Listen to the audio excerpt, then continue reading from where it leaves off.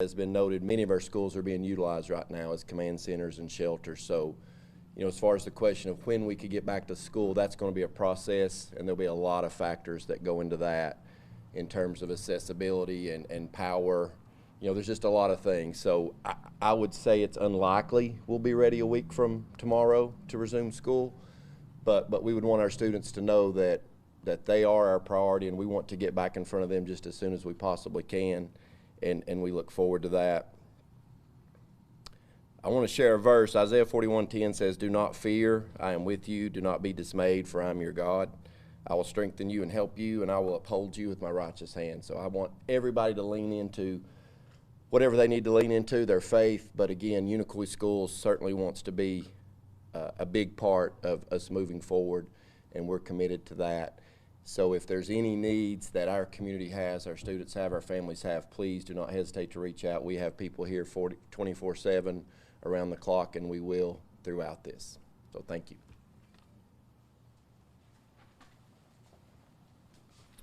Thank you. Joining us again, we have Unicoi County Mayor Bubba Everly has joined us, as well as Mr. Lee Brown, who is the president of Irwin Utilities, joining us. As I stated before, this has been a very dynamic incident. That's why we got a little bit of a late start. Everything is still constantly changing, and we're trying to make sure that we are getting the most up-to-date and current information out as accurately, but as quickly as we can. And so with that said, we wanted to clarify some information that came out of our briefing yesterday. So while working through a debris field yesterday, one of our search and rescue teams found a casket.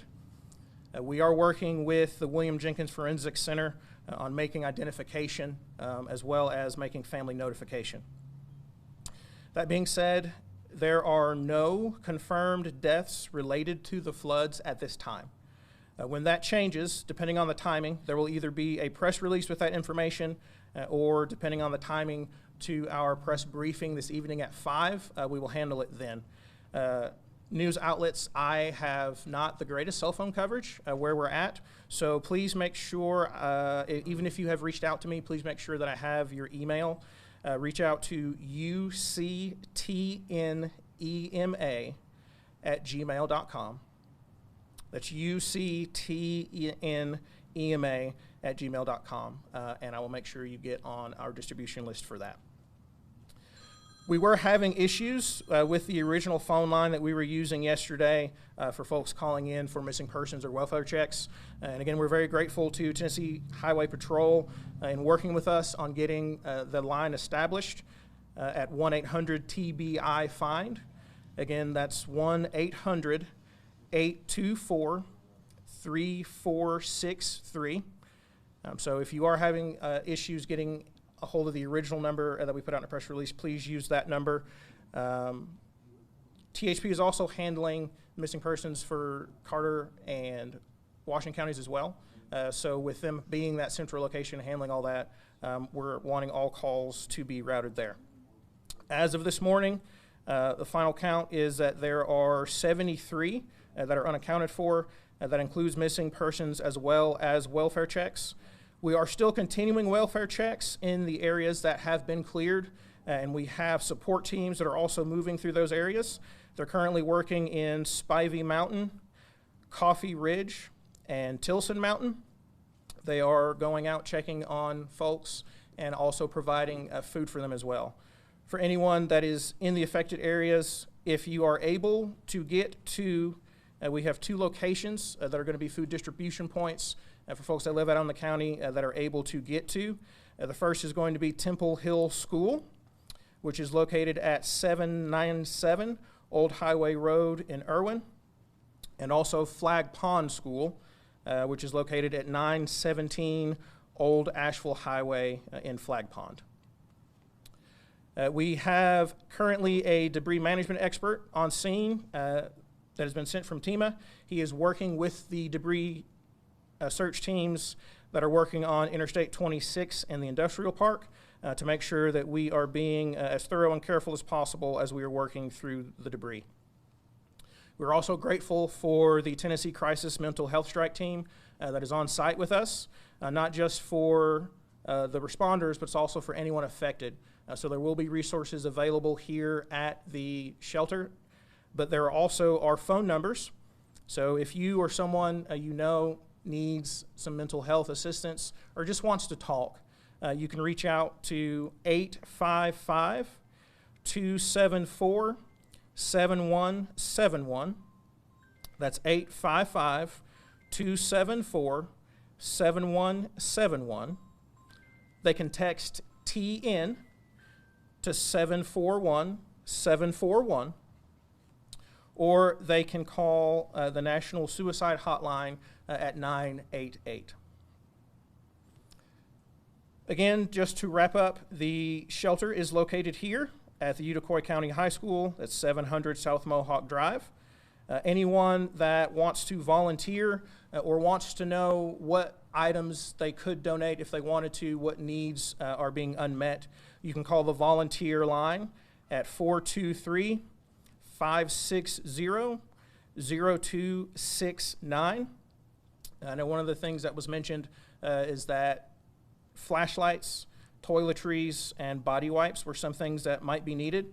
So please call that volunteer line and coordinate with them to make sure that we get those things delivered to the right place and out to the right people. There will be a follow-up press briefing this evening here again at 5 o'clock. And again, media outlets, please make sure that I have your contact information at uctnema@gmail.com. That's all the information that we were going to present. We've got about 10 minutes for questions. The two distribution areas you mentioned, are they different from the distribution areas here at the school? Yes. South side? Yes, so those distribution areas are going to be for residents that are still out in their homes, either if they haven't been able to get out or if they are still able to manage being there. There's going to be food, there's going to be water there as well, and we're going to be getting with the support teams that are out to make sure whatever resources are needed out there, we get those things sent there. The original donation center at Southside Free Will Baptist is still going to be our main collection point, and we will handle it from there. But again, if folks will call that volunteer line, we'll get all that squared away through that. Are there areas of the county that you've not been able to make it into this point? There are, and I think I see Irwin. This morning we sent crews into the Spivey area. Jimmy Irwin, EMA Director for Unicoi County. This morning we've had search crews going into Spivey, Ball Creek, Tumbling Creek, that area. We've had some people that have come out on side-by-sides four-wheelers, but we do have search crews going in this morning. They're also taking supplies with them as they go in. So we're reaching those areas. Coffee Ridge this morning, and we're also working on Upper Higgins Creek, right and left-hand fork as we speak. What about the Flag Pond area? We have people asking about that. Flag Pond, which is Upper Higgins Creek, that area. The Rice Creek area has been accessible by vehicle through the two-lane going into North Carolina. It didn't affect that area as bad, but we do have crews that once they clear up on the left-hand side of Higgins Creek, they're going to be going toward Rice Creek. We've heard of some. Sam's Gap is right there included, yes. We've heard of some like viewers and people were coming together to do their own searches. I mean, are those running coherently with you? We are currently this morning, all the agencies that we have working with us are organizations that are government or search and rescue, highly trained. We have had a lot of people show up that has wanted to help. They have got with the Irwin Police Department and the Sheriff's Department, and the police chief and the sheriff are working with them, and they've kind of been helping them in their area. Are most of the people not accounted for, the ones that work with the plastics? We still have several that are unaccounted for. We have search crews currently.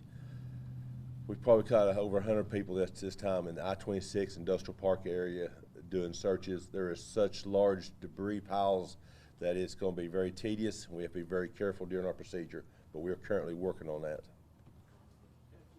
Yes. Could you discuss Bumpus Cove Road? Bumpus Cove Road is in Washington County. From the pictures that have been provided, we can't get to there. Highway 81 is washed totally out. We have been in contact with Dan Wheely, Search and Rescue for Washington County and the Highway Department. We actually had two of our crews from Urban Utilities that got stuck up there overnight, and they were rescued yesterday, but we do not know what the road condition is up through there. So Senator current unaccounted number that we're going with. Yes. Question maybe for THP, and I don't know if you can or not, do you have any numbers for the other two counties that you guys are working with? Let me clarify because I misspoke. It's actually TBI that's handling that list, so I apologize for that confusion. I have a question. A lot of the families that are currently missing unaccounted for are Spanish-speaking families. So the families want to know if there's resources for them that are Spanish-only speaking and making sure that they are, being taken care of, being informed, and that they have the resources that they need right now. There is a Spanish-speaking interpreter here on site at the shelter that's at least here through the day. We are working on making sure we continue that coverage throughout the rest of the incident. So touch on the deaths again. So when you said unconfirmed deaths yesterday, that was just the casket. We have nothing on the record in terms of related to the storm. Correct. Do you feel there could be? With the devastation that's out there, there's always a likelihood. But until we have confirmation, that's all we know. And for people wanting to help, I know there are people who probably want to go into these areas that are dangerous for them to be there as well. What is your message to the people watching this who really want to be active? We are grateful. Obviously, living in the volunteer state, we know that's volunteering is what we do. We love our community, we love each other, and we are so grateful for the amazing outpouring that there has been with all the donations that have been coming in, literally by the tractor trailer load. We are sometimes having trouble finding out where even to put things until we can get them processed just because of the amazing outpouring of love and support that there is. So if anyone isn't sure how they can help or what they can do, again, just reach out to the volunteer line at 423-560-0269. And then when we have other opportunities that become available, again, we'll make that in a press release as well. Do we have any idea how long it'll take for like electricity to get on back into some of the areas that weren't hit as hard? Or anywhere that you guys, what your utility situation is looking like? Currently, we have all of our crews deployed working, and we have an additional 29 linemen that have come to help aid our restoration efforts. And we are anticipating that all of the areas outside of the flood areas, power will be restored by Wednesday to those locations. And we're making progress every day and getting people back on. We estimate we have somewhere around 1,500 customers without power. Our power grid's stable and secure. All of our water plants are back up in operation, and we still have a boil water notice for Irwin Utilities customers. It does not affect Unicoi Water Utility District customers. Our wastewater plant was underwater and under silt. We are beginning to assess the damage and dig out the silt to get back into there, but currently we have no wastewater treatment in operation for our community. The wastewater treatment plant is not blocked. Wastewater is flowing to the plant and through the plant and on out to the creek and the river, which creates unsafe conditions for people downstream. We're working with TDEC, FEMA, trying to get a solution, to get a temporary wastewater solution back in place for Irwin as soon as possible, but we don't have any estimates on time frame for that. We have about 533 water customers and a few less than that wastewater customers that don't have service, and they're really all in the flood affected areas from Jackson Love Bridge out through Temple Hill, Sandy Bottom, on up to Clear Branch and Rocky Fork. We're making progress with our fiber restorations to get people that have broadband service with us reconnected. That kind of follows our electric restoration, and so we'll be continuing to work on that. Restoration to get the power line rebuilt along the hospital route is going to take 2 or 3 weeks.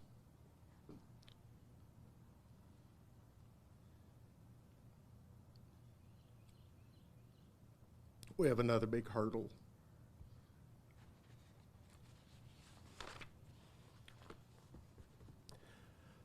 To get power back into our industrial park.